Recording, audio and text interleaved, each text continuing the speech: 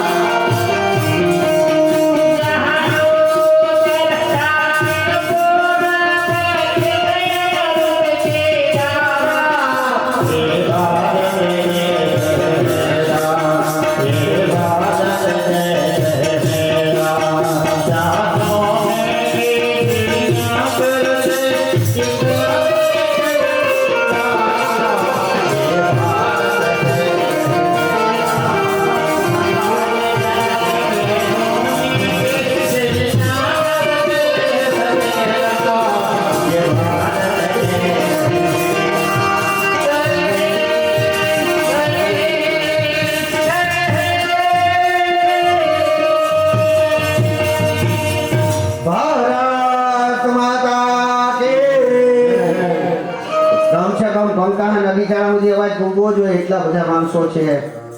બોલો ભારત માતા કી જેને પોતાના પ્રાણની આહુતિ આપી હોય એ થલસેના દિવસ આજે ઉજવવામાં આવે છે. અને થલસેના દિવસ કેના માટે ઉજવવામાં આવે છે?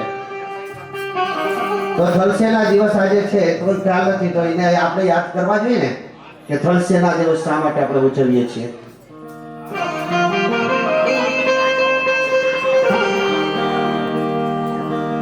એમ કે એરૂપા ભારત આઝાદ થયું ને ત્યારે જવાહરલાલ નહેરુએ અંગ્રેજને જ આપણા સેનાપતિ બનાવવાનો નક્કી કર્યું હતું. આખું ભારત આખો, કારણ કે એ માનતા હતા કે બીજા કોઈમાં કાબિલિયત જ નથી, બીજા કોઈ આનું સંચાલન ન કરી શકે, સારી રીતે પ્રશાસન ન સ્થાપી શકે. એટલે આનો વિરોધ કરનાર એક ગુજરાતી હતો. કોઈ એનો વિરોધ કર્યો, આખી સભામાં એમ કીધું હતું કે ભાઈ તો પછી અંગ્રેજોના ગુલામ હતા એ બરાબર હતા, હજી પાછી એને સત્તા અંગ્રેજોના હાથમાં જ આપવાની છે. આર્મી ચીફ તરીકે ફરીથી પાછો અંગ્રેજને રાખવાનો છે. એટલે સુભાષ રાઠોડ એને એટલે વિરોધ કર્યો કે નહીં ભાઈ, રાખવો એ તો કોઈ પણ હિન્દુસ્તાની આપણો લીડર બને. ત્યારે જવાહરલાલે કીધું કે તો તમે પોતે બની જાઓ, તમારામાં શું છે એ શક્તિ? તો કે મારાથી પણ તમે એવું કેમ વિચારી લીધું? હું બની શકું, હું દેશનું સંચાલન કરી શકું, મને પણ ઘણો બધો અનુભવ છે, મારામાં પણ પ્રમાણિકતા છે, પણ મારાથી તો ઘણો ઊંચા વ્યક્તિઓ છે, આ કમાન સંભાળી શકે એવા વ્યક્તિઓ છે. અને તેને એરૂપાનું નામ સૂચ્યું. અને આ કોણ હતા ખબર છે? કે જ્યારે ભારત પાકિસ્તાન અલગ થયા ત્યારે એના મિત્ર હતા ને એ જ સામે, કારણ કે આર્મીની અંદર બે હતા, તો કર્નલ હોય તો કર્નલ એના મિત્ર હોય. એનો દીકરો પણ ફૌજમાં આર્મી ઓફિસર બને છે. અને નંદા એરૂપા એક દિવસ જ્યારે પોતાના પ્લેનની અંદર જાતા હોય ને અચાનક આગ લાગે ત્યારે એને નોખું પાડે છે. નોખું પાડે તો એનો પ્લેનનો આગળનો ભાગ જે હોય છે એ ભારતમાં પડે છે, બીજો પોતા સહિત બોર્ડર પાર કરી જાય છે અને પાકિસ્તાનના હાથમાં આવે છે. ત્યારે પૂછવામાં આવે છે કે કોણ છે, ત્યારે તે આખી વાત કરે છે કે ભાઈ હું તો આર્મી ચીફનો દીકરો છું, આ રીતે છે. ને એ આખી કથા તમને સંક્ષિપ્તમાં કહું છું. અહીંયા વાત કે આપણે શા માટે સ્થળ દિવસ ઉજવીએ છીએ. ત્યારે ઓલાને ખબર પડે છે કે આ તો મારો મિત્ર, ભલે અત્યારે આપણે ભારત પાકિસ્તાન છે પરંતુ એક દિવસ તો અમારા મિત્ર હતા, એરૂપાના દીકરા છે. અને તે ત્યારે આવા કોઈ ફોન બોન તો કાંઈ હતું નહીં, મોબાઈલ રેડિયોના માધ્યમથી ભારત આખાને એક આયે જાણ કરવામાં આવે અને કહે છે કે ભાઈ જો તમારો દીકરો અહીં છે, સુરક્ષિત છે અને અમે એને કોઈ હાનિ પહોંચાડી નથી, પણ તમે જો કહેતા હોય તમે માંગણી કરો અમારી પાસે કે ભારત અમારા આ સૈનિકને તમે પાકિસ્તાન છોડી દો, ભારત આવી માંગણી કરીએ છીએ તો અમે તમને પ્રેમપૂર્વક તમારા દીકરાના નાતે છોડી દેશું. જોજો આની મહાનતા કેવડી છે. અહીંયા એરૂપા કહે છે કે ભાઈ જેમ મારો દીકરો છે એમ તમે હજારો દીકરા મારા આની પહેલા રાખ્યા છે. અને મેં જેથી એને ફૌજમાં ભરતી કર્યો, આર્મીમાં જેથી જવાની રજા આપી હતી ને તેથી મેં મારી માને હોપી દીધો હતો. એટલે મારો દીકરો નથી, ભારત આખાનો દીકરો છે. ભારત આખાએ નિર્ણય લેવાનો હોય કે એને તમે સોંપો કે ન સોંપો. અને મારી જો વાત તમે કરતા હોય, મારા મુખમાંથી જો શબ્દ તમે સાંભળવા માંગતા હોય તો મારું ખાલી તમને એટલું સૂચન છે કે જો છોડવા હોય તો આખાઈને છોડી નાખો, જેટલા બધાને કેદ કરેલા છે એટલા. બાકી તમે જે સજા તમારા અન્ય ગુનેગારોને કરો છો, અન્ય લોકોને કરો છો, અન્ય તમે જે સિપાહીઓને તમે કેદ કરેલા છે એને સાથે જે વર્તન કરો છો ને એ જ વર્તન મારા દીકરા એને કરજો. આ એરૂપાના શબ્દ હતા ને એટલે જેને જે આપણને આપ્યું છે એની યાદમાં આપણે આ આર્મી દિવસ મનાવીએ છીએ, થલસેના દિવસ. અહીં આપણે સતીની વાત હતી, માની વાત આવતી હતી કે માં તેને વળગી જાય છે, ગળે લગાડે છે, પરંતુ સતીને વિચાર આવે છે કે બીજા કોઈ બોલતા નથી પરંતુ મારા પિતા મારા કદાચ મારી પ્રતીક્ષામાં જશે. મને પૂછે છે કે મારા પિતાજી ક્યાં? સતીની માં કહે છે કે હવે અહીં બેસને તો મારી સાથે વાત કરને, આ કરને તે કરને. કારણ કે સતીની માં સમજતા હતા કે દક્ષ રાજાએ સર્વત્ર સતીને દુઃખ પહોંચે, સતીને નુકસાન કરવા માટે આ બધું કર્યું છે. એટલે સતીને રોકવાનો પ્રયત્ન કરે છે પરંતુ અંતે યજ્ઞ જ્યાં યજ્ઞશાળા હોય છે ત્યાં દક્ષ રાજા બિરાજમાન હોય છે એવા સમાચાર મળે છે ત્યારે સતી તેની મા પાસેથી રજા લઈ અને યજ્ઞશાળામાં પ્રવેશ કરે છે. યજ્ઞશાળામાં પ્રવેશ કરતાની સાથે જ સતીને સર્વ દેખાય છે, સર્વને સતી નમન કરે છે, પરંતુ યજ્ઞના દેવતાઓ પણ તેની સામે નમન કરતા નથી. ત્યારે સતી જુએ છે તો સર્વ દેવી દેવતાઓના આસન હોય છે, સ્થાપન હોય છે, બાજુ બિરાજમાન હોય છે.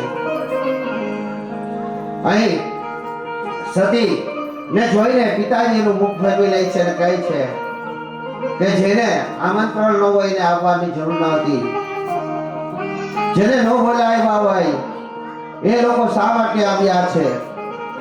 અહીં સતીને માથું લાગી જાય છે. ઓહો, મને તો મારા પિતાશ્રી જે કાંઈ કહેતા હતા તે, મારા પતિદેવ જે કાંઈ કહેતા હતા તે સત્ય હતું.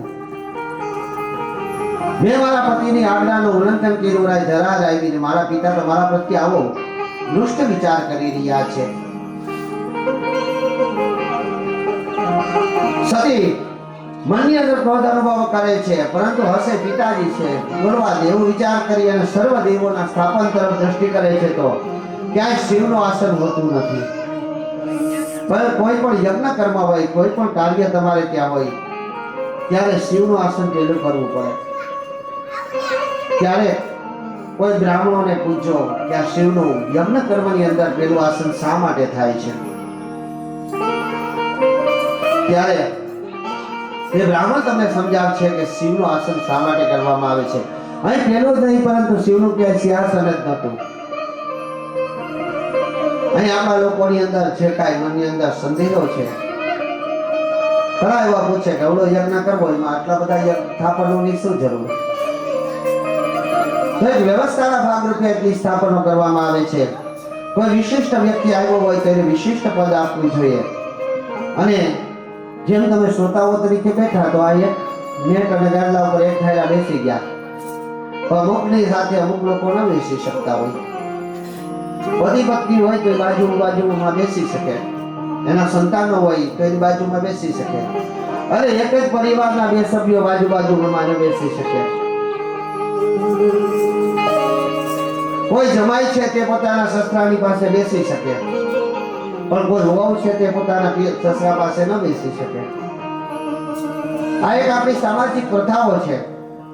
અહીં શિવજીને જ્યારે આ સ્થાન નથી મળતું ત્યારે પાર્વતી સતી ખૂબ જ ક્રોધિત થઈ જાય છે. ક્રોધમાં ને ક્રોધમાં દેવતાઓની સામે આકુરતાપૂર્વક બોલે છે. અને અહીં સતીને મનમાં આવી જાય છે કે હવે હું મારા પતિને શું મુખ બતાવીશ. અને સતી પોતાના પતિનો વ્યવહાર જોઈ અને પોતાના ઘણા લોકો એવું કઈ યજ્ઞ કુંડની અંદર સમાઈ ગયા, પરંતુ યજ્ઞ કુંડની અંદર સમાયા નહીં, પરંતુ પોતાના ડાબા અંગૂઠાની અંદરથી અગ્નિ ઉત્પન્ન કરે છે. અને અગ્નિ ઉત્પન્ન કરી અને સતી ભસ્મ થવા લાગે છે. અહીં જે ગણો આવેલા હોય છે એ ગણો ક્રોધિત થઈ જાય છે અને મહાક્રોધમાં ચડે છે અને શિવ સુધી સમાચાર કરવા મળે છે. અને અહીં જે એના ગણો આવેલા હોય તે તેની સાથે શિવ ગણો સાથે આ દક્ષ રાજાના દૂતોનું દક્ષ રાજાનું યુદ્ધ થાય છે. અને ત્યાં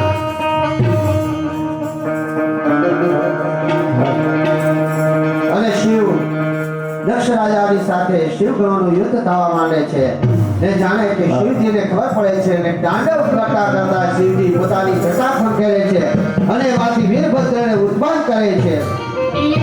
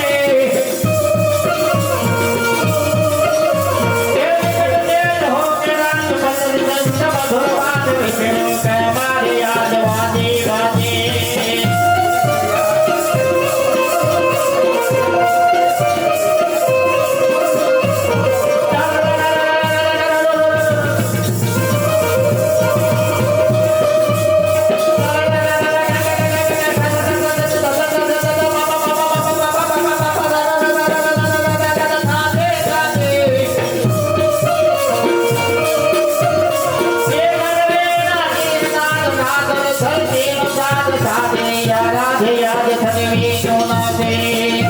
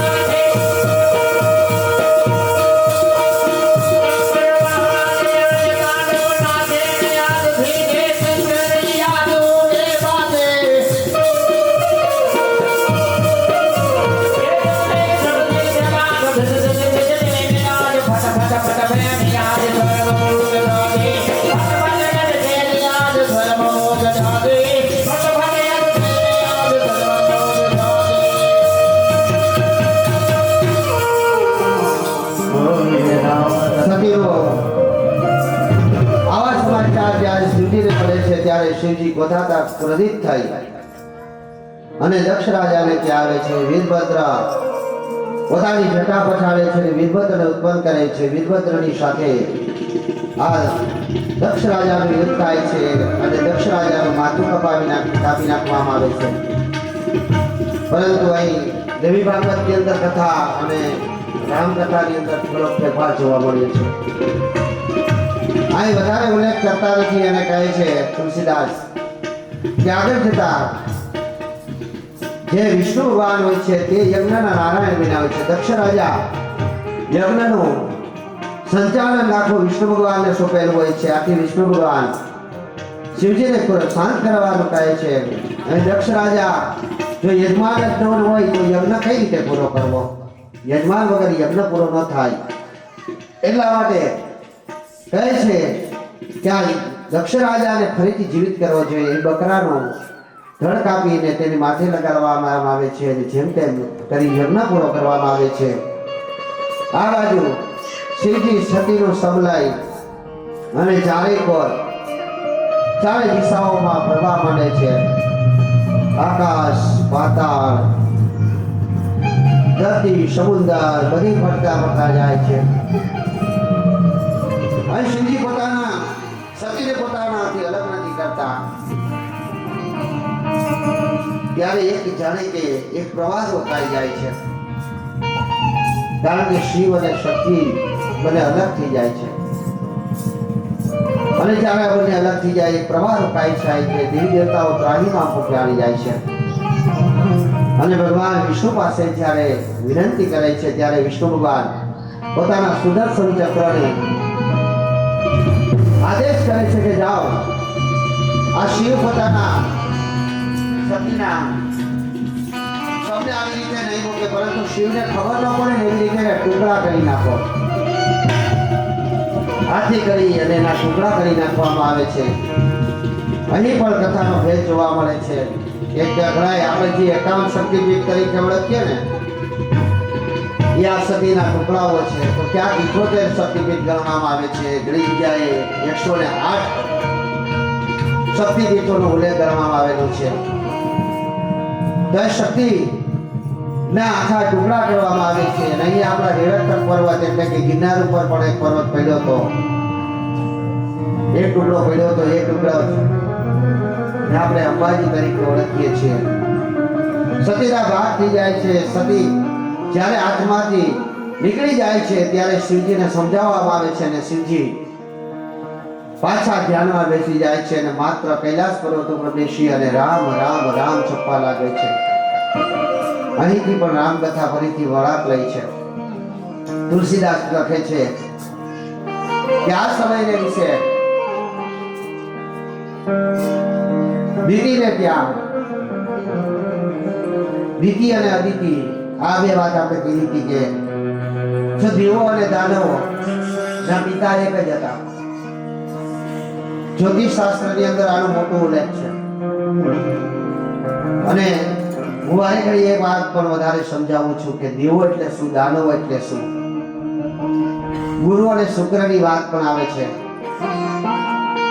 કે ગુરુ અને શુક્ર મેં એક આખો લેખ લખીને આપેલો છે કે ગ્રહો ક્યારેય કોઈને નડે નહીં, અને એની પર મેં એવોર્ડ પણ પ્રાપ્ત કર્યો અને સાબિત કરી દીધું કે વાત અહીંથી જ હતી. એટલે કે ક્યારેય ગ્રહ નડે નહીં, પરંતુ ગ્રહોની નજરમાં જો તમે ખરાબ થઈ જાઓ, કોઈ આપણો અડોશી પાડોશી હોય એની નજરમાં પણ આપણે ખરાબ થઈ જઈએ તો એ આપણે બીજેથી કામ આવતા નથી. આજે સવારે કોઈ સાથે ઝઘડો કર્યો હોય તો સાંજે પછી એની પાસે મેરવણ લેવા જાવ તો આપે નો આપે ને. તો ગ્રહોની નજરમાં તમે ખરાબ થઈ જાવ. એક પદ મળેલું છે, મેં પહેલે દિવસે જ વાત કરી કે ભગવાન એટલે શું, રામને ઓળખવા એટલે શું, તો આત્માને ઓળખી લ્યો. તમે કોણ છો? તમને આ પૃથ્વી ઉપર જન્મ શા માટે મળ્યો છે? મનુષ્ય દેહ અવતાર દુર્લભમ એશામ એશામ જન્મ વિદ્યતે. મનુષ્ય અવતાર દુર્લભ મળ્યો છે. શું આવો જન્મ આપણે ફરી ફરી મળવાનો છે? શું આપણે ફરી ફરી રામનું નામ જપી લખવાના છીએ? જન્મ તો કીડા મોખાળાએ પણ લીધો. નરક એટલે શું? સ્વર્ગ અને નરકની વ્યાખ્યા તમે કરવું જોઈએ. પાપ અને પુણ્યની ખાલી વ્યાખ્યા કરો ને તો મારી દ્રષ્ટિએથી હું તમને એટલું સમજાવી શકું કે કોઈનું અહિત ન થાય, કોઈની નજરમાં તમે ખરાબ ન થાવ ને એટલે પાપથી બચી શકો. અહીં પાપ કરી ઘણા એવા લોકો કરે, શું કરે ખબર, ખોટે રસ્તેથી પૈસા કમાય ને પછી માં 10 રૂપિયા 50 રૂપિયા દાન કરી આવે કે આપણે એનો ભાગ કાઢી નાખ્યો. એટલે ખરેખર આનાથી તમે પાપ મુક્ત થઈ શકો, તમે શું પુણ્યને પ્રાપ્ત કરી શકો. અસત્યથી સત્યના માર્ગેથી જો તમે પૈસા કમાવા હોય તો તમે સત્યના માર્ગે વાપરો તો પણ શાસ્ત્ર કહે છે કે તમે પુણ્યને ન કમાઈ શકો. તો એ જે ગુરુ અને શુક્રની વાત કરવામાં આવી, એ ગુરુ એટલે કોણ? તો કે જે દેવોના ગુરુ એટલે એનું નામ પણ ગુરુ છે, બૃહસ્પતિ.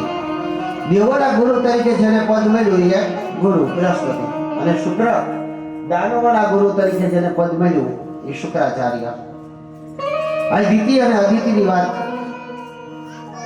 દિતિ અદિતિના કોખેથી જે જન્મા એ બધા દેવો, અને અદિતિની કોખેથી જે જન્મા, દિતિના કોખેથી જે જન્મા તે બધા દાનવો. આ દેવો ને દાનવો વારે ઘડી એક વિચાર કરે કે આપણે ભાઈઓ થાય હો, માં ભલે અલગ રહી પણ બાપ તો એક.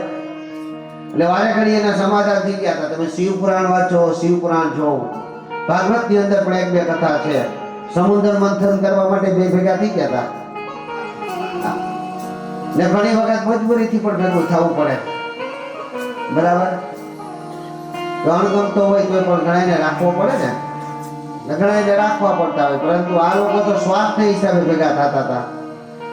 અને દીદીએ પ્રજાને જન્મ આપે છે, પરંતુ શા માટે જન્મ આપે છે તેની પણ કથા લાંબી છે. આજે આપણે સતીના પાર્વતી નો જન્મ અને લગ્ન સુધી વહી જવું છે પાર્વતીના, એટલે સમય આપણી પાસે ઓછો રહી છે.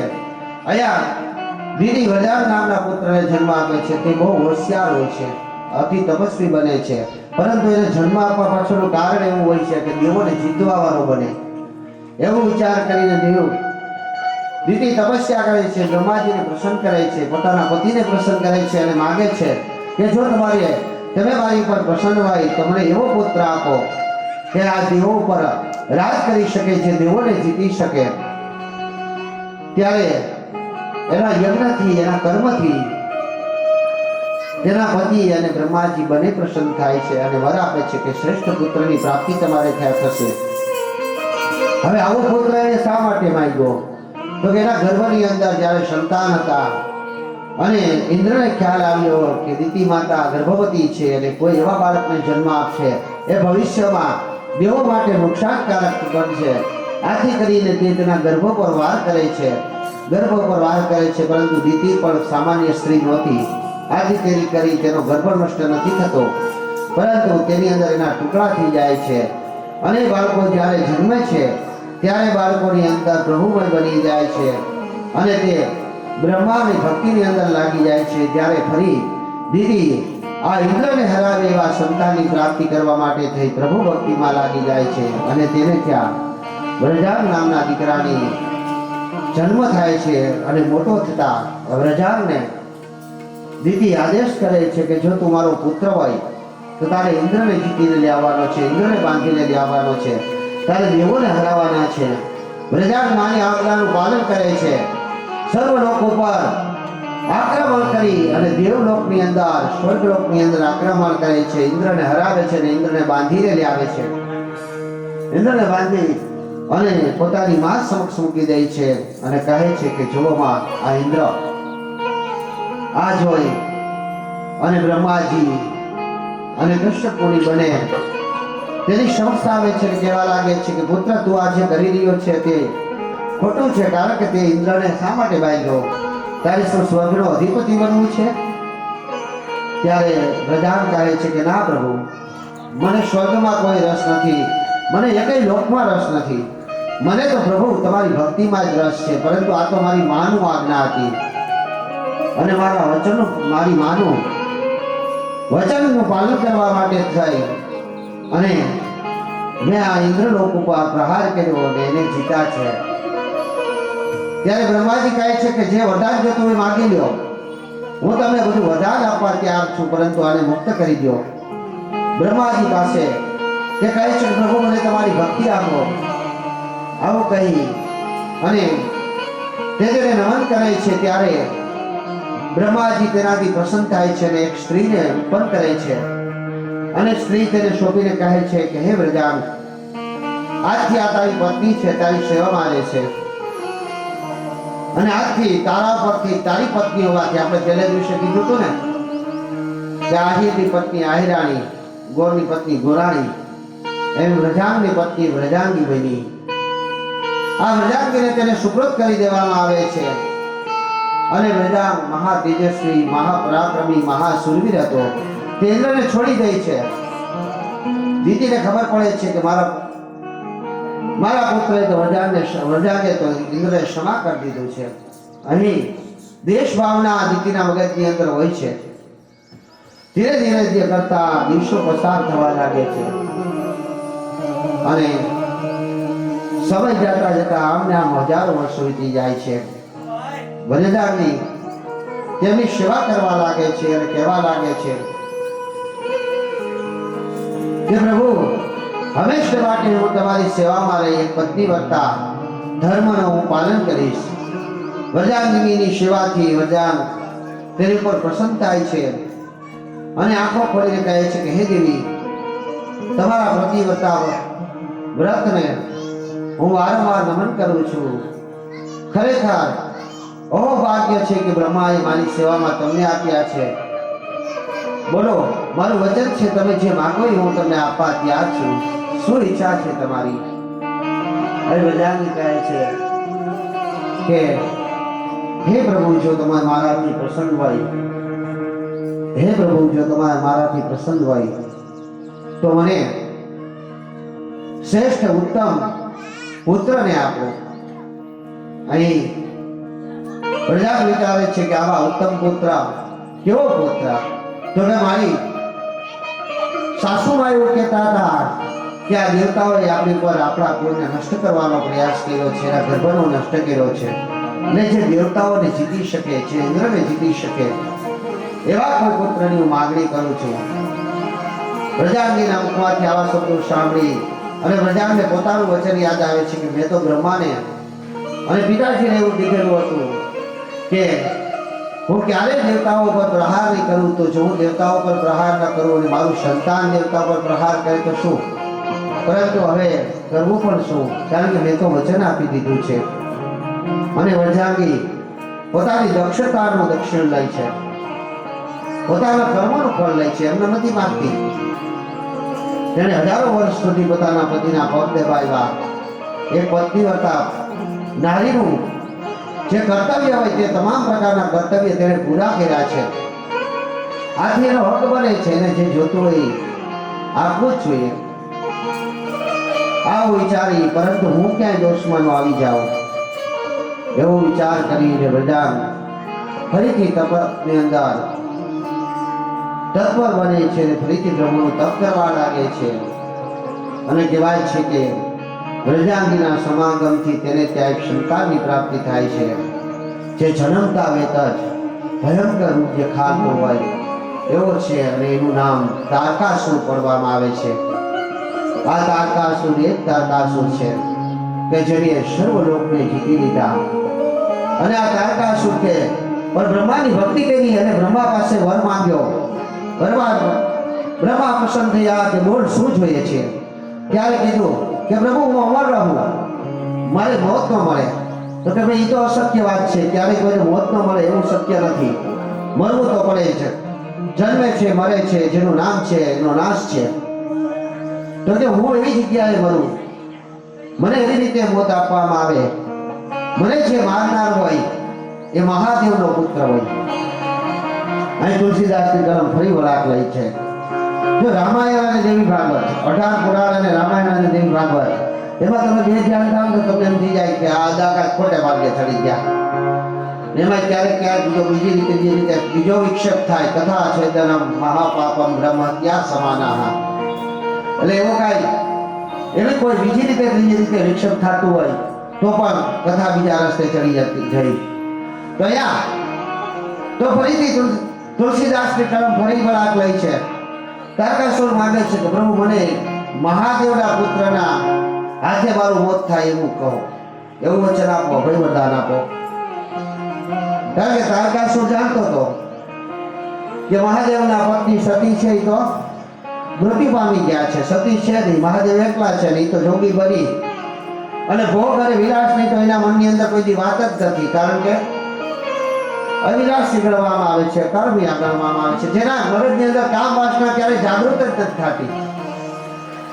આ એવો દેવ છે.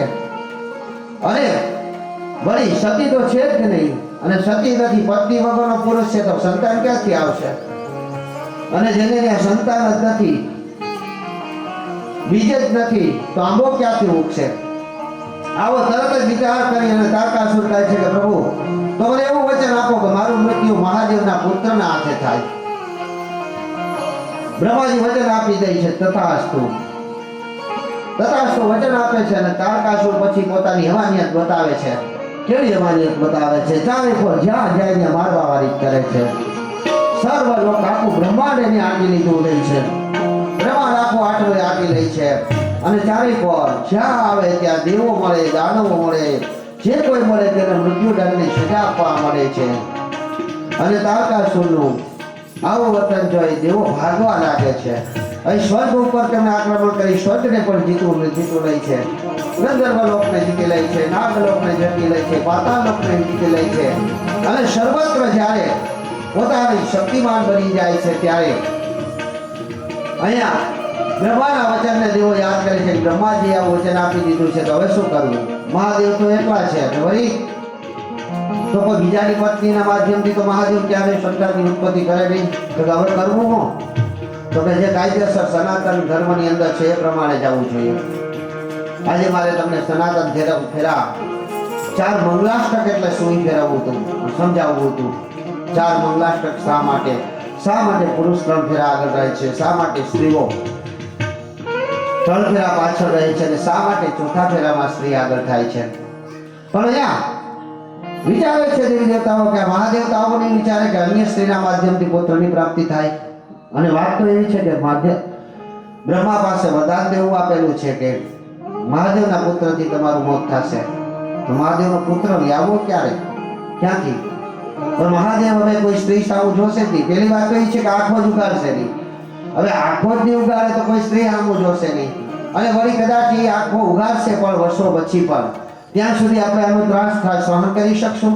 આને તો બધાય લોકની અંદર હાહાકાર મચાવી લીધો છે. આખા લોકની અંદર વિજય બની ગયો છે. અને વિજય બની ગયો એના વાંધો નહીં, પોતાને રાજા કહેવાવું એના વાંધો નહીં, પોતાને જ્ઞાની માનવો એના વાંધો નહીં, પણ પોતાનું અજ્ઞાન બીજા ઉપર ઠોકવું એનો વાંધો હતો.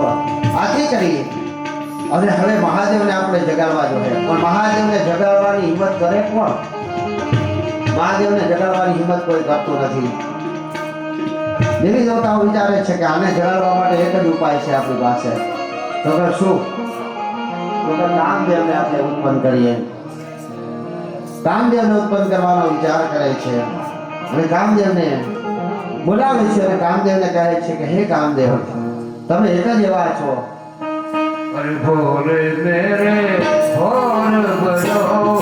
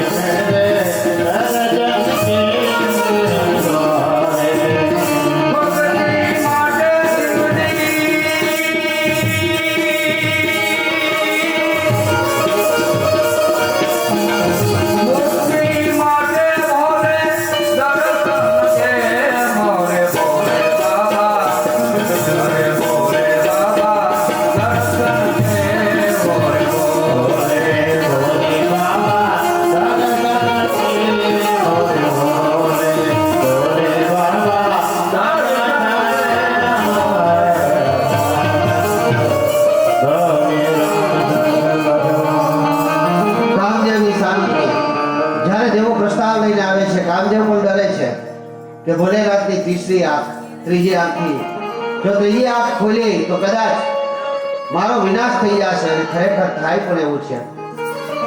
અહીં કામદેવને જ્યારે દેવી દેવતાઓ બધા આજ્ઞા કરે છે ત્યારે અંતે દેવોની વાતમાં વશ થઈ અને કામદેવ પોતાના 5 બાણો છોડે છે. આ 5 બાણો છોડતાની સાથે શિવની અંદર કામ વાસના જાગૃત થાય છે અને શિવજી ત્રીજી આંખ ખોલે છે.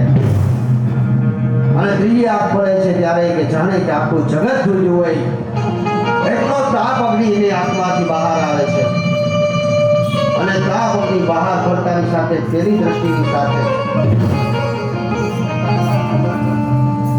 આંખો ત્રીજી દ્રષ્ટિ પડતાની સાથે કામદેવની ઉપર આ પડતાની સાથે કામદેવ બળીને ભસ્મ થઈ જાય છે અને કામદેવ બળતાની સાથે એની પત્ની રતિ ત્યાં આવે છે અને રતિ ને રડવા લાગે છે, વિલાપ કરવા લાગે છે. રતિને રડતી જોઈ અને શિવજી કહે છે કે હે રતિ, તમે સંશય ના કરો, આમાં કઈ મેઘે વાળી નથી નાખ્યો, મેં કઈને અગ્નિ જ્વાળામાં નથી નાખી દીધો, કારણ કે ઘણી સુધી તમારા તેજને તમે જો છુપાવી રાખો ને તો તેજ તમારું કેટલું વધી જાય એની તમે કલ્પના પણ નથી કરી શકતા. મહાભારતની અંદર એક પ્રસંગ છે કે ગાંધારીએ પોતે વર્ષો સુધી પોતાની આંખોએ પાટા બાંધી રાખ્યા હતા. દુર્યોધનને એમ કીધું કે જા તું સામે આવ ને એટલે હું મારી આંખો ખોલું, પણ નગ્ન અવસ્થાની અંદર આવશે, જ્યાં મારી આંખોનો પ્રકાશ તારા પર પડશે ને એટલે તારો આંખો શરીર આખું લોઢાનું બની જશે અને તને કોઈ મારી નહીં શકે. મારા તેજને તું સ્વીકારી લે. આ દુર્યોધનને ભલે કૃષ્ણ માયા કરે છે, એટલે આંખો છો તમે વારે ઘડીએ ઘણા દિવસો આપણે મોંઢેવા પાછળ ન થવું હોય. તમારી વાણીની એક ઉર્જા તમને પ્રાપ્ત થઈ જાય. એ પાછળ ઘણા સાધુ સંતો વર્ષો સુધી મૌન રહી. અહીં મૌન વાત ઉપરથી યાદ આવ્યું કે આપણે ખરેખર કથા કરવા બેઠા. આપણો કથાનો હેતુ જ એવો હતો કે અયોધ્યામાં રામ મંદિર બને છે ને, એના વિશે આપણે લોકો સુધી આ વાતને પહોંચાડવાની છે. અને દરેક ઘરે હવે આજે દરેક ઘરે એક દિવસે 10 નહીં પણ 5 દિવસ તો રોજ માટે કરવાના છો. 22 તારીખ સુધી એ આપણે વચન આપેલું છો. એમાં આપણી કથા થઈ. તમે ન બેઠા અહીં નો આવ્યા હોય એને કહી દો કે આપણે પેલું વચન આરોપ એવું કીધું તો તમારે ઘરે ઘરે 10 દીવા થાય 22 તારીખ સુધી. એટલે આપણે દીવા જ કરવાના છે. પણ આમ તો આ જે કાર સેવકોએ પોતાના જીવનો આહુતિ આપી એવું નહીં. હવે આ ભુવન ઉપરથી વાત આવી એટલે મને એક દેવી યાદ આવી ગયા. ઝારખંડના એક દેવી છે સરસ્વતી દેવી. સરસ્વતી એ 90 થી પ્રાણ લીધેલો છે, મૌન વ્રત લીધેલું છે કે જ્યાં સુધી મારો રામ અયોધ્યામાં મોટી પ્રતિષ્ઠા નહીં થાય ત્યાં સુધી હું એક શબ્દ નહીં બોલું. જ્યાં સુધી એટલે આવી સરસ્વતી દેવીને આપણે વધારવી જોઈએ. અને એ મૌન વ્રત તેથી તોડવાના છે. 22 તારીખે એને કંકોત્રી મેળી છે. નરેન્દ્ર મોદીની સાથે બેસાડવામાં આવશે અને એને 31 વર્ષથી એક શબ્દ નથી બોલ્યા. આવા દેવીઓને આવા કારસેવકોને આપણે યાદ કરવા બેઠા છે. રામને તો આપણે રોજ યાદ કરીએ છીએ, પણ રામ એટલે આપણે કીધું એમ કે પહેલો આપણો રામ આપણો રાષ્ટ્ર છે અને રાષ્ટ્રભાવના આપણામાં હોવી જોઈએ. એ રાષ્ટ્રની અંદર અયોધ્યાની અંદર રામ આવી રહ્યા છે તો આપણે દરેકને ખુશી હોવી જોઈએ. એટલે અહીંયા આ સરસ્વતી દેવી કે જેને પોતાનું મૌન વ્રત લીધું છે ને એ જય સિયારામ પેલો શબ્દ બોલવાના છે એવું વિદ્યાના માધ્યમથી આપણે જાણવામાં મળે છે. પરંતુ એટલે શિવજી રતિને કહે છે કે કાંઈ વાંધો નહીં, મારી આંખ ખુલી ગઈ અને મારી આંખમાં જ એટલું તેજ હતું એમાં હું કરું. તમે મોટો ભડકો મળતો હોય અને એમાં એક નાનું એવું વસ્ત્ર નાખી દો પછી એમ કે બળી ગયું, એ તો બળી જાય ને, એને થોડા પછી બચાવી શકો ને તમારે શું બચાવવાનું છે. તો અહીંયા આપણે રામકથા જે છે આપણે સતીના લગ્ન સુધી હવે કોઈ સંજોગમાં ન પહોંચી શકીએ. 5 મિનિટની જ વાર છે આપણી કથામાં. એટલે તો કઈ રામ આપણામાં જે હૃદયની અંદર બેસનાર છે ને એને જાગૃત કરવાના છે અને આપણે શું બચાવવાનું છે. તો અહીંયા શિવજી કહે છે કે તમે કોઈ ચિંતા ના કરો. કે પ્રભુ તમે મારા પતિનો વિનાશ કરી નાખ્યો અને તમે એમ કહો છો ચિંતા ના કરો. તો કે મેં તમારા પતિ નથી માર્યો. પહેલી વાત એ મારી આંખ ખોલી મારા આડે આવી ગયા. તમે ક્યાંક ખટારો કોની સ્પીડથી જતો હોય પછી દોડવા જાવ ને આડે આવી જાય પછી એમ કે ખટારા વાળા માર નાખ્યો. બધી વાત તો ખોટી જ છે ને. મારી આંખ આ ત્રીજી ખોલી અને કામદેવ મારી સમ્મુખ આવ્યા એટલે એને સળગવાનું જ હતું એટલે સળગી ગયા છે. પરંતુ હે તેની વિલાપ ન કરો. હું તમને વચન આપું છું કે પ્રદ્યુમ્ન ભગવાન શ્રી કૃષ્ણ જ્યારે દ્વાપર યુગની અંદર આવશે ત્યારે એના દીકરા તરીકે આ કામદેવ જન્મ લેશે અને એની પત્ની માયાવતી તરીકે ફરીથી તમે તેને પ્રાપ્ત કરશો આવું વચન આપે છે. ત્યારે અહીંયા રતિ દેવી તેનાથી પ્રસન્ન થાય છે અને ભગવાન શ્રીજીને જાગૃત થયેલા જોઈ દેવી દેવતાઓ તેની પ્રાર્થના કરે છે ને કહે છે કે મને જાગૃત કરવા પાછળનું કારણ શું છે. ત્યારે સર્વત્ર વાત કરે છે કે કાકાસુર નામનો રાક્ષસ છે પ્રભુ, તેઓએ દેવલોકની અંદર સર્વલોકની અંદર હાહાકાર મચાવી દીધો છે. સર્વ લોકોને મારી રહ્યા છે, બધા ત્રાહિમામ કરી રહ્યા છે. અરે દેવોની પત્નીઓને ઉપાડીને લઈ જઈ રહ્યો છે. અહીં એક કથા અનુસાર તો તે પાર્વતી ઉપર પણ ખરાબ નજર નાખે છે. હે પ્રભુ એને મારવા માટે અમે તમારી પાસે આવ્યા છે. મહાદેવ કે તમે એટલા બધા દેવો ઘટો છો કે મને બોલાવવા આવ્યા? એટલે હા પ્રભુ, કારણ કે એની આ બ્રહ્માજી છે ને, બ્રહ્માજીએ જે હોય મન પડે ત્યાં ગમે એવા વરદાન આપી દીધા. 2 વખત ઓમ બ્રહ્માય નમઃ, ઓમ બ્રહ્માય નમઃ, ઓમ બ્રહ્માય નમઃ, તો કે હજારો વર્ષો 2 વખત નહીં સત્યુગ કલાક છે. ત્યારે બ્રહ્માજીને વચન આપી દીધા જાઓ તથાસ્તુ. વધારે પડતા દુઃખી વિષ્ણુ થયા હોય ને આ વારે ઘડીએ જન્મ લેવો પડ્યો હોય ને એટલે બ્રહ્માથી વિષ્ણુ હંમેશા માટે ક્રોધમાં જ ગયા. જો કરો તમે ભોગવી અમે એટલે કે બ્રહ્માજીએ વરદાન આપ્યું છે કે મહાદેવના પુત્રથી આ તારકાસુરનું અવસાન થશે. અને પ્રભુ તમે તો અહીં અવિનાશી થઈને કૈલાસ ઉપર તપ કરી રહ્યા હતા, અને જો આવું ને આવું હજી થોડાક વર્ષ હાલ છે ને તો તારકાસુર આખા વિશ્વનો વિનાશ કરી નાખશે. એટલા માટે પ્રભુ અમે તમને જગાડ્યા. તો એ થોડીક વાર શિવજી ના પાડે છે કે ના ના હું લગ્ન ના કરું. પછી એની સામે વાત કરવામાં આવે છે કે સતી હતા ને તમારા પત્ની, કે આ જૂનું છે ને ઘોડું લાગે. સતીથી પ્રલોભન આપવામાં આવે કે સતી હતા ને કે હા, તો એને તમે પ્રેમ કરતા હતા ને કે હા, તો કે સતીએ જ પાછો હિમાલયની અવતાર લીધો છે અને એ પાર્વતી સાથે તમારે લગ્ન કરવાના છે.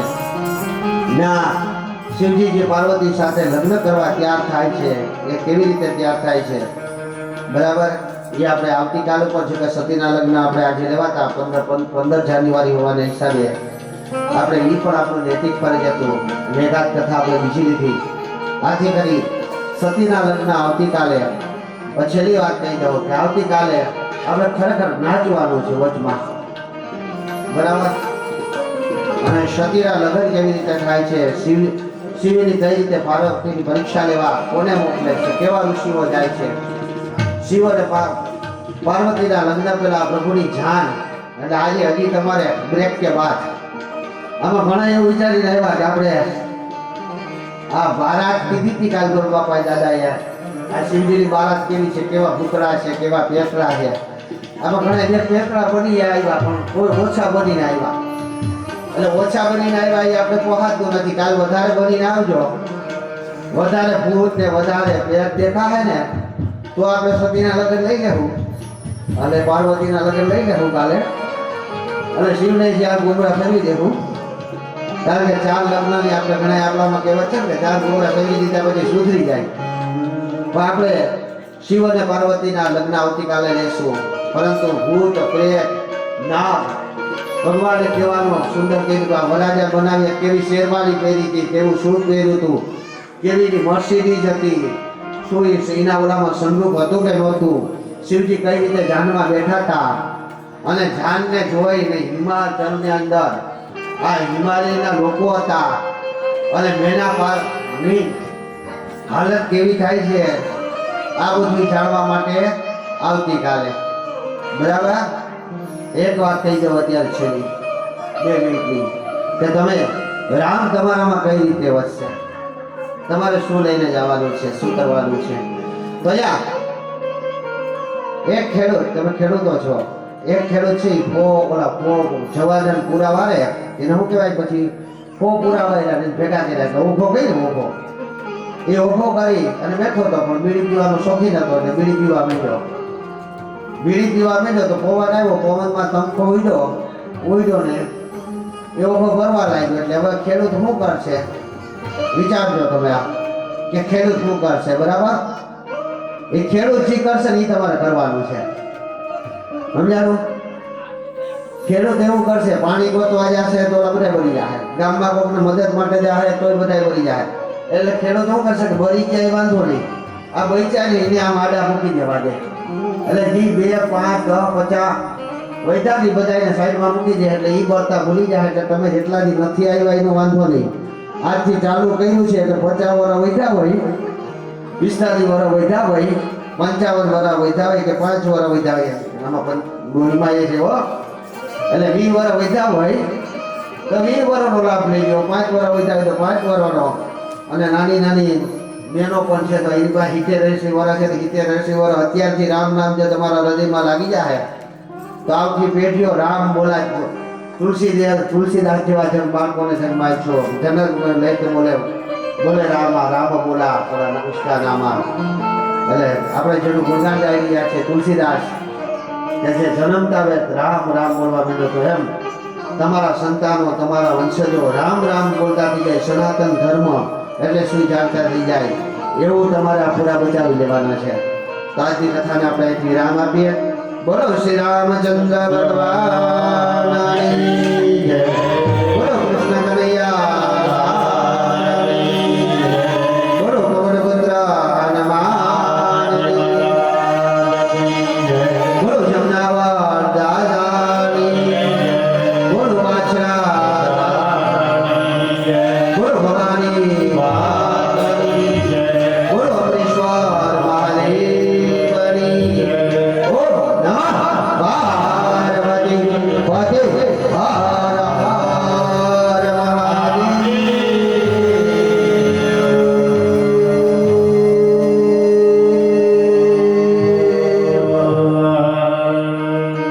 મીડિયાવાળાએ પેશાવી લીધું ભાઈ.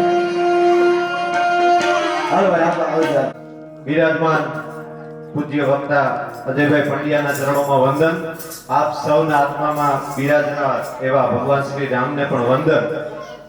સરસ મજાની રામ ભગવાનની કથાનું રસપાન કરાવનાર ફરીથી ડોક્ટર અજયકુમાર પંડ્યાના આપ સૌ વતી વંદન કરી અને રામની કથા ચાલતી હોય ને ત્યારે ભગવાન રામનું નામ જ્યારે આપણા મુખમાં આવે અથવા તો કાને સંભળાય ને ત્યારે મર્યાદા શબ્દ છે ને એ પહેલા યાદ આવે.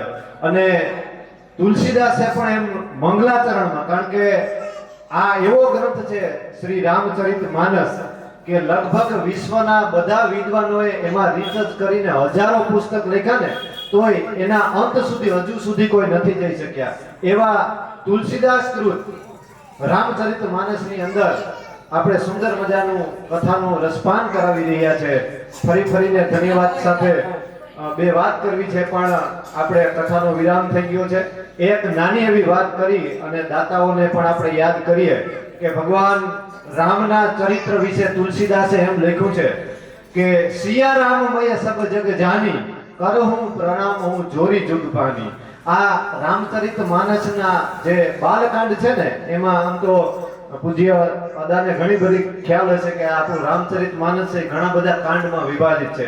બાલકાંડ, અરણ્યકાંડ, કિષ્કિંધાકાંડ, અયોધ્યાકાંડ, સુંદરકાંડ એમ જુદા જુદા વિભાગો પાડી અને આ કથાનું વિસ્તૃતીકરણ આપણે ભાગવતકાર તુલસીદાસે કર્યું છે. ત્યારે આવી વાત ભગવાન રામની થતી હોય અને એમાં પણ એમના રચયિતા તુલસીદાસ હોય અને એ તુલસીદાસે એમ કર્યું છે, લખ્યું છે કે સિયા રામમય સબ જગ જાની. એટલે તુલસીદાસ હતા ને રામના પરમ ભક્ત હતા અને એમને એમ લાગતું કે હું છોડમાં પણ, એક વૃક્ષના પાંદડામાં પણ હું રામને શોધું છું અને પથ્થરમાં પણ હું રામને શોધું છું. આ જે અવધી ભાષામાં છે, કારણ કે જ્યારે અયોધ્યાકાંડની શરૂઆત થઈ ને ગુરુબાપા ત્યારે તુલસીદાસે એમ લખ્યું છે, કારણ કે રામ છે એ મર્યાદા પુરુષોત્તમ હતા અને દશરથ રાજા જ્યારે અરીસા સામે પોતાનો મુગુટ સરખો કરવા જાય છે ને ત્યારે અવધી ભાષામાં તુલસીદાસે એક દુહો લખ્યો કે રાય સુભાય મુકુટ કર લીન્હા બદન બુલોકી મુકુટ સમ કિન્હા શ્રવણ સમીપ ભયસિત કેસા મન હું જઠરપનું અત ઉપદેશા. આ અવધી ભાષાનો એક દુહો છે અને એમાં તુલસીદાસ એમ લખે છે કે જ્યારે દશરથ રાજા છે એ જ્યારે અરીસા સામે પોતાનો મુકુટ એટલે કે મુગટ સમો કરવા જાય છે ને ત્યારે એને કાનની પાસે એક સફેદ વાળ દેખાય છે અને ઈ સફેદ વાળ છે ને એ દશરથ રાજાને એટલો ઉપદેશ આપી જાય છે કે હવે મારે નિવૃત્ત થવાનો સમય આવી ગયો છે અને મારે હવે આ રાજગાદી છે ને એ મારા પુત્રોને આપી દેવી છે. આવા મર્યાદા પુરુષોત્તમ ભગવાન રામ અને એનું ચરિત્ર. અને હું તો એમ કહું છું કે ભગવાન રામનું જે આવું મર્યાદા પુરુષોત્તમ જે ચિત્ર અંકન કર્યું એ લખનાર તુલસીદાસ કેવા મર્યાદા પુરુષોત્તમ હશે તમે વિચાર કરો કે એ તુલસીદાસ જે છે એ ગંગા તટ જઈ અને એમના જે ગુરુના ચરણ આશીર્વાદ લઈ અને જે રામચરિત માનસની રચના કરે છે એ વ્યક્તિ કેવા હશે? તો આ તુલસીદાસ કે જેણે સુંદર મજાનું રામચરિત માનસની રચના કરી એમને પણ આપણે વંદન કરીએ. પૂજ્ય રામચરિત માનસ જે વ્યાસપીઠ ઉપર બિરાજમાન છે અને સુંદર મજાનું રસપાન કરાવી રહ્યા છે એમને પણ વંદન કરીએ. ગુરુબાપા ફરીને તમારા વંદન, કારણ કે આજે ખરેખર આનંદની વાત છે કે સોમવાર છે અને મકર સંક્રાંતિનો બીજો દિવસ છે એટલે પુણ્ય કરવાનો પણ બીજો દિવસ છે. આપણે કદાચ કંઈ પુણ્ય ન કરી શકીએ અને આવી કથા સાંભળી અને થોડાક વિચારો જો આપણા મનમાં આવે ને તો એ પણ ખરેખર મોટું પુણ્ય છે. એટલે આ કથા દ્વારા જે પુણ્ય થઈ રહ્યું છે એમને ખૂબ ખૂબ ધન્યવાદ.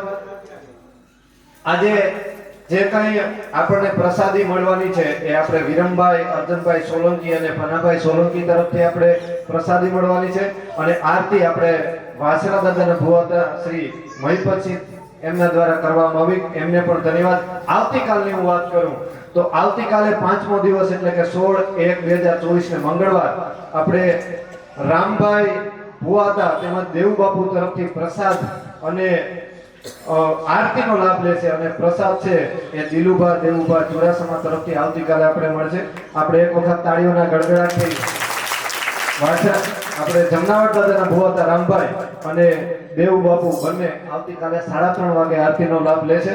ત્યારબાદ 6થો દિવસ રામદેવપીરની મંદિરના દોરીના બંને પૂજારી લક્ષ્મણભાઈ વાળા અને કરશનભાઈ સોલંકી છે તે આરતીનો લાભ લેશે અને જે પ્રસાદ છે એ દોલુભા ખીમાજી ચુડાસમા તરફથી તે દિવસે આપણને પ્રસાદ મળશે. એ દાતાઓને પણ આપણે જોરદાર તાળીઓના ગગડાથી વધાવીએ.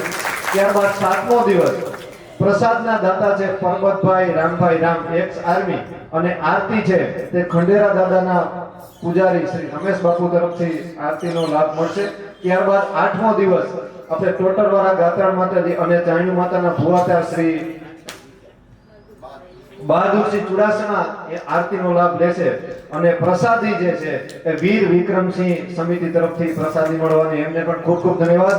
અને છેલ્લો દિવસ 9મો દિવસ તારીખ 20/1 અને શનિવાર એમને આરતીના યજમાન ગોર બાપા ખુદ વ્યાસપીઠ ઉપર બિરાજ છે એ જ આરતીનો લાભ લેશે અને પ્રસાદ શૈલેષભાઈ પંડ્યા તથા કેતનભાઈ વાળા તરફથી આપણને મળશે. એ દાતાઓને પણ આપણે જોરદાર તાળીઓના ગગડાથી વધાવીએ. તેમજ આ જે રામકથા ખરેખર તો જ્યારે એક વખત થોડા દિવસ પહેલા ગોર બાપાનો ફોન આવ્યો કે મારે રામકથાની આયોજન કરવાનું છે, થોડુંક તમે કહેજો લોકોને જાહેરાત કરજો.